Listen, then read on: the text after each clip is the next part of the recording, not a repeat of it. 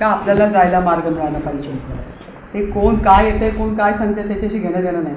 आणि आज मी खरोखरच DYSP साहेबांचं खरोखर या व्यक्तीचं निश्चित कौतुक केलं पाहिजे की 2 तालुके ज्यांच्या अखत्यारीत आहेत, परंतु कुठल्याही पोलीस स्टेशनचा प्रश्न गेला तर साहेब कोणताही प्रश्न असो, मग तुमच्या घरात कोणती घटना घडली आणि त्यांच्यापर्यंत पोचली तर ते लगेच त्या पोलीस स्टेशनच्या असणाऱ्या इन्चार्जला सांगतात की बाबा रे बघ त्या केसमध्ये नेमकं काय आहे. मग जसा वाटकरचा तो मुलगा गायब झाला, जसं ओतूरची मुलगी हे झाली आणली आपण, अशा अनेक घटना आपण बघतोय. मारामाऱ्या होतात, हणाण्या होत्यात, कुठेतरी कोणावर अत्याचार होतो, अन्याय होतो. रस्त्याच्या केसेसमध्ये राजुरीला पण त्यांनी जाऊन न्याय दिला. प्रत्येक ठिकाणी त्या पोलीस स्टेशनच्या अखत्यारीत असणाऱ्या त्यांच्या खालचा जो त्यांचे अधिकारी प्रशासनाचे आहेत त्या पोलीस प्रशासनाच्या अधिकाराला ताकद देण्याचं काम ते करतात. त्यांना जेव्हा मी 4 दिवसापूर्वी तुम्हाला भेटायला येणार त्याच्या आधी मी त्यांच्याकडे बसली होती, कारण त्यांच्यासोबत माझी एक मीटिंग होती. असाच विषय की एका सोसायटीला फसवलं, 85 फ्लॅट त्याची फसवणूक केली शेतकऱ्यांची आणि फ्लॅट त्याने 35 फ्लॅट 80 लोकांना विकले. त्या केसबद्दल आमची चर्चा चालू होती. आणि जेव्हा अंकुश शेठचा फोन येतो आहे, वाणीसाहेबसारखे म्हणायचे 4-5 दिवस झाले, तर मी म्हटलं प्रत्येकजण प्रयत्न करतो आहे, अंकुशजी करतायत, तालुक्याचा आमदार करतो आहे, प्रशासन करतं आहे. जेव्हा कोण काम करतं त्याला अडथळा आणायचा नाही. जर समजा माझी मदत ज्यावेळी लागेल आणि खरंच मी गेलं पाहिजे असं मला वाटेल तर मी नक्की येईल. आणि म्हणून वाणीसाहेबांनी सांगितलं ताई एकदा व्हिजिट तर करा, कारण तुम्ही त्याचा बेल्याचा प्रश्न सोडवला जो 40 वर्षात सुटला नव्हता. आत्तासुद्धा आपण कोल्हेमळाचा प्रश्न सोडवतो आहे, तो सुद्धा येत्या 8-10 दिवसात सुटणार आहे. तिथेसुद्धा 40 वर्ष प्रश्न सुटला नव्हता, तो सुद्धा आपण तुम्ही बघता की खासदाराच्या दारातच तिथे ते ऑफिसच्या बाहेरच काय परिस्थिती होती. म्हणजे तो प्रश्न आमदार खासदार त्यांनी जर केलं नाही, ते मी माझा मतदारसंघ म्हणून तिथे करत असताना मी कधीच म्हटलं नाही की माझा मतदारसंघ हा आहे तो आहे. मला कोणी नानाला बोलवलं किंवा घाटघरला बोलवलं तरी पण मी जाते, का तर प्रश्न सुटला पाहिजे. आणि खरंच त्या भाऊ बोलत होता तेव्हा मला वाईट वाटलं की भाऊ समाज म्हणून नाही तर व्यक्ती म्हणून. मी या जगात एकच गोष्ट मानते की देवाने 2च जाती निर्माण केल्या, नर आणि मादी, स्त्री आणि पुरुष. याच्यापेक्षा वेगळं काही असू शकत नाही. हे आपण सर्व आपल्यातलेच काही लोक असतात जी त्यांनी ह्याला जात पात वेगळी वर्णं दिली आहेत, पण प्रत्येकाला जगण्याचा अधिकार आहे. जसं नाना म्हटले की प्रत्येकाला ज्या गोष्टी मिळणं प्राप्त आहे जीवन जगण्यासाठी, पाणी मिळाला पाहिजे, रस्ता मिळाला पाहिजे, त्याला त्याची शेती झाली पाहिजे, त्याला जे मिळायला पाहिजे शासनाकडनं. आणि त्याच्यासाठी या खुर्च्या आहेत, त्याच्यासाठी या खुर्च्या आहेत, तुमच्यासाठी या खुर्च्या आहेत. या खुर्च्यांसाठी तुम्हाला नाही निर्माण केलं आहे तर तुमच्यासाठी खुर्च्या निर्माण केल्या आहेत. लोकप्रतिनिधी असला तरी माणूसच आहे, अधिकारी असला तरी माणूसच आहे. आणि त्या माणसाने दुसऱ्याला मदत करण्यासाठी आपण आहोत याची जाण आणि भान ठेवलं पाहिजे. या ठिकाणी सगळ्यात महत्त्वाचं आहे की तो रस्ता कुठल्याही भावात आज झाला पाहिजे. तहसीलदार आता ॲडिशनल कलेक्टरची मीटिंग आहे तिथे पुण्यामध्ये आहे, पण त्यांनी नायब तहसीलदारांनी या सगळ्यांना इकडे पाठवलेलं आहे. प्रश्न असा आहे की पोलीस प्रशासनासोबत पंचायत विभागच्या व्हिडिओपासून तर रात्रीच मी सांगितल्याप्रमाणे परदेशी सगळे हजारे तुम्ही असे तुम्ही हा प्रश्न उपस्थितच व्हायला द्यायला नव्हता पाहिजे. कारण आपण शाखा अभियंता आहोत. जेव्हा आपण एखाद्या ठिकाणी जातो आपल्याला अडचण असेल तर आपण आपल्या सिनियरशी बोललं पाहिजे. चंद्रकांत वाघमारे मला रात्री म्हटले की ताई काळजी करू नका, उद्या हा रस्ता झालेला असेल तो करण्यात येईल. तहसीलदारांनी स्वतः सांगितलं की ताई माझी पण इच्छा आहे आजच्या आज हा रस्त्याची लाईन आउट नुसती देऊ नका, फक्की बिक्की नाही मारायची. जसं आता तो भाऊ म्हणाला की जुना खुणा आहेच की, आपण जुन्या खुणांवरच होतो सर. 3 पिढ्या जर त्या रस्त्याने गेलेत आणि मग आज जर आमचा जिल्हा परिषदेचा डामा युवक तो जो मार्ग आहे तो आहेच ना, तो नकाशावर आहे. त्याच पद्धतीने जसं अंकुश शेठला वाटलं की बाबा तो कोणाचं ऐकून चुकीचं करू नका, चुकीचं अजिबात करायचं नाही, पण 1-2 फूट इकडे तिकडे होऊ शकतो, पण तो आज नाही झाला ना मी काय परत इथे येणार नाही. कारण मला मी आज मंत्रालयातली आमची बावनकुळेसोबत असणारी आमच्या महसूल मंत्र्याची मीटिंग सोडून इथे आली. मी पहाटे 5ला निघणार होते, मला 11 वाजता त्यांना भेटायचं होतं, उद्या सुट्टी येत आहे. परंतु तरीसुद्धा विचार केला की त्या कामापेक्षाही महत्त्वाचं आहे माझ्या जनतेचं काम. माझ्या माता भगिनींनी मला एवढ्या अपेक्षेने बोलवलं, त्यांचा विश्वास आहे, तरुणांनी बोलवलं, सगळ्या ज्येष्ठांनी सांगितलं आहे आणि महत्त्वाचं म्हणजे माझ्या सभागृहातल्या माझ्या सहयोगाने सांगितलं आहे की माझ्या मतदारसंघात अडचणी ताई सोडवा. आणि म्हणून मी इथे आली आहे. प्रशासनाला सुद्धा मी 2 दिवस झाले सारखा फॉलोअप घेते, सारखं सांगते आणि मी CO पासून सगळ्यांशी बोललेली आहे. कोणाशी बोललं नाही म्हणून सगळेचे सगळे प्रशासन या ठिकाणी उपस्थित आहे. आपण जो मार्ग ते दाखवत आहे आणि जो आमच्या नकाशावर तो जुळला पाहिजे. ज्या खुणा आहेत बरोबर ना भाऊ, आणि जो आमचा नकाशा आहे हजार आहे जुळते का नाही हां.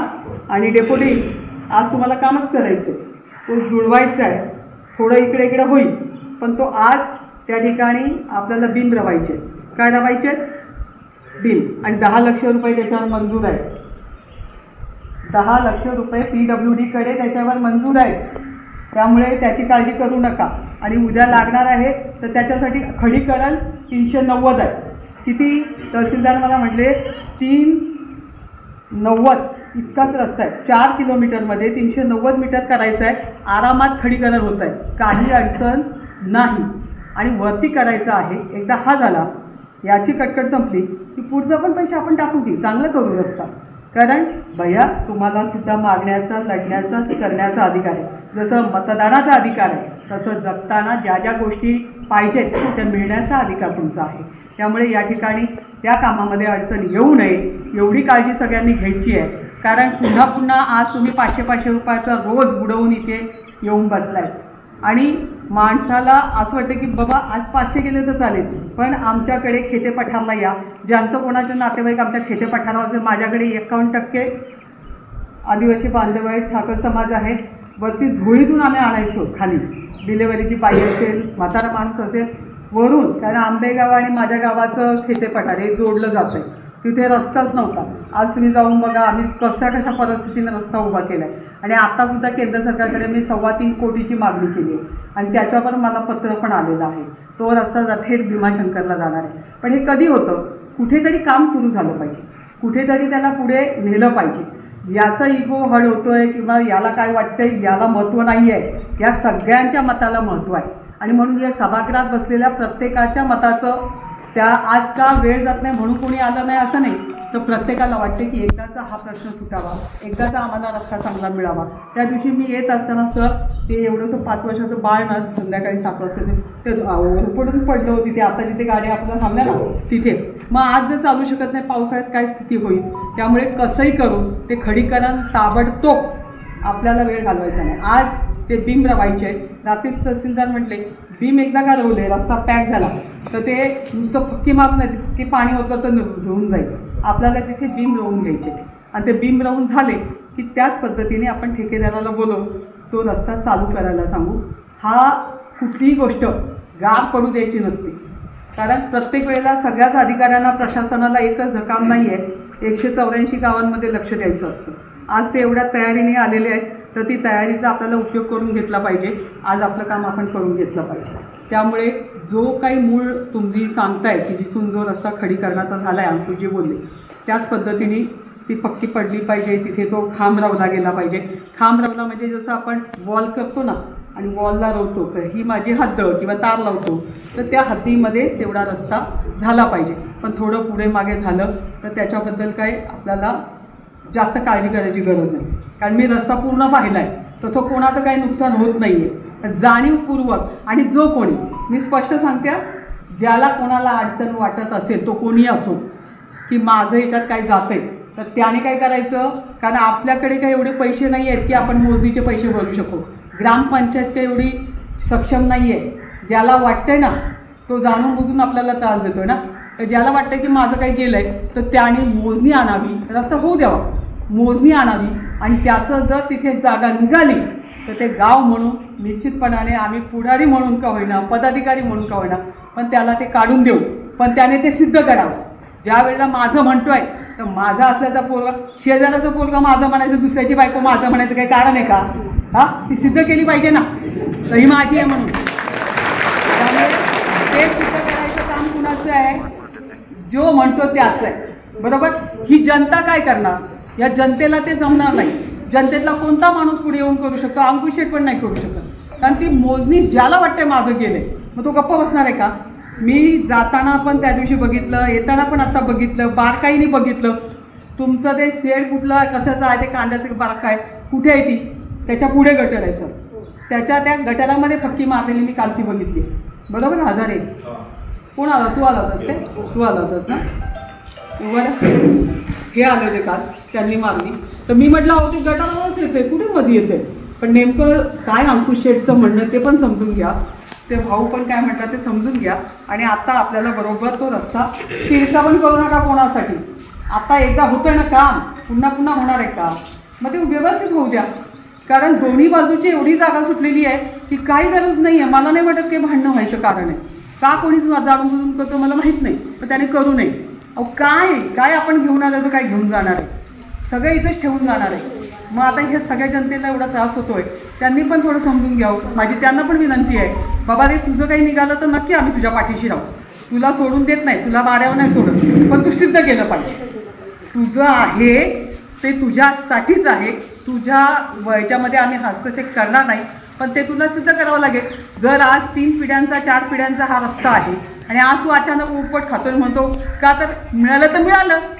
काय भावना काय आहे? थोडासा त्रागा करायचा, फुकटचं मिळालं तर कुणाला नको असतं. पण इथं हा जनतेचा प्रश्न सगळ्यात महत्त्वाचा आहे. त्यामुळे जनतेला काय वाटतं, माझ्या लोकांना काय वाटतं, ह्या गावात मी आहे, या गावातच मला जायचं आहे आणि मग या गावातल्या लोकांना त्रास होऊ नये ही भूमिकासुद्धा त्या भाऊनी बाळगावी. त्या लोकांनी समजून घ्यावं आणि ते समजून घेतील हा विश्वास मला आहे. फक्त ज्या वेळेला त्यांना असं वाटत असेल तर मोजणी त्यांनी आणायची आहे. ती मोजणी आम्ही नाही करणार, प्रशासनातलं कोणीच नाही करणार. का नाही करणार? तर तोपर्यंत रस्ता थांबणार नाही. रस्ता कोणासाठीच थांबणार नाही. आता रस्ता आजपासून सुरूच, तो सुरू होणार आणि शेवट होणार. तो कोणासाठीही थांबणार नाही आणि कोणी थांबूही नाही. माझी डिवाईस एस पी साहेबांना विनंती आहे आणि ओतूर पोलीस स्टेशनला पण हे काम कोणी थांबवता कामा नये. जो थांबवायचा प्रयत्न करेल त्याला समजून सांगा की बाबा रे तू आणलास आणि तू मोजणी करून घेतली दाखवलंस तर आम्ही तुला करून देऊ, न्याय देऊ. तुझ्यासाठी सुद्धा आम्ही आहोत प्रशासन म्हणून. पण इथे या लोकांचा, एवढ्या लोकांचा प्रश्न, आज 1000-2000 लोक त्या रस्त्यावरून नुसती या गावातली जात असतील आणि त्यांना जर त्रास होत असेल आणि तो देखील किती 4 किलोमीटरमध्ये फक्त 390. आणि म्हणून जसं गणेश खिंडीमध्ये 50 वर्ष रस्ता अडकला होता आणि शेवटी करावा लागला, तसं इथली परिस्थिती आहे.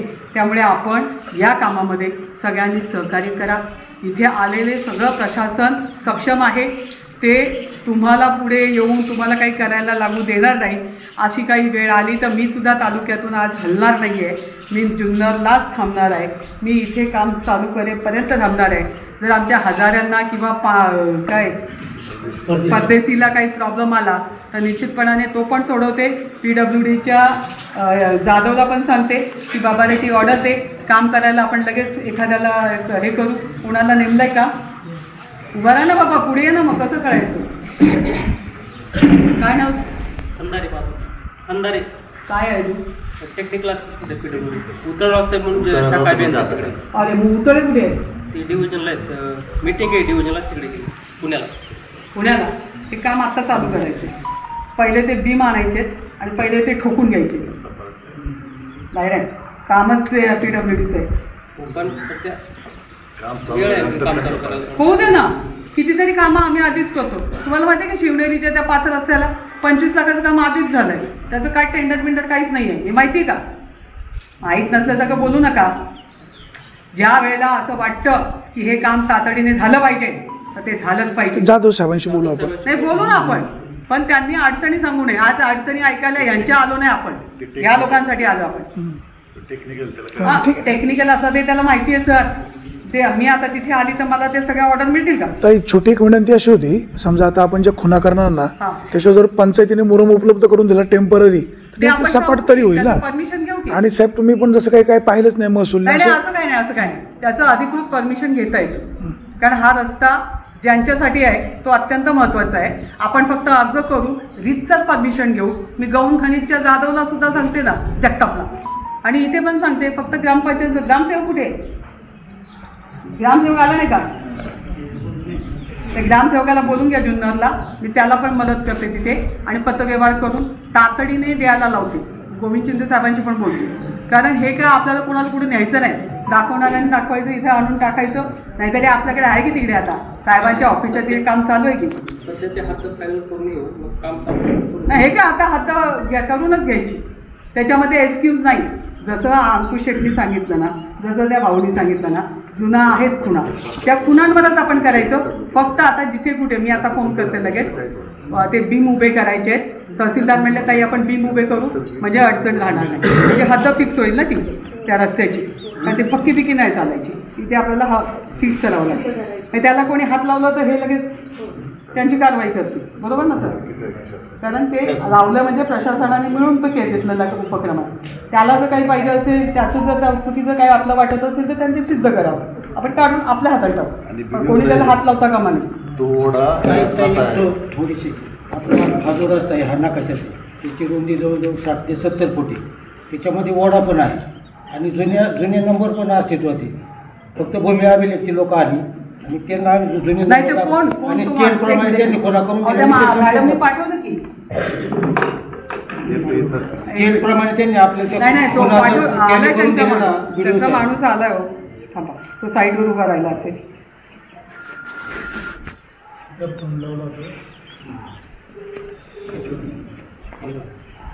पाठवलं काय नाव सांगितलं ते भूमी अभिलेखचं, आलाय तो. कोणी आलं नाही असा एकही माणूस नाही.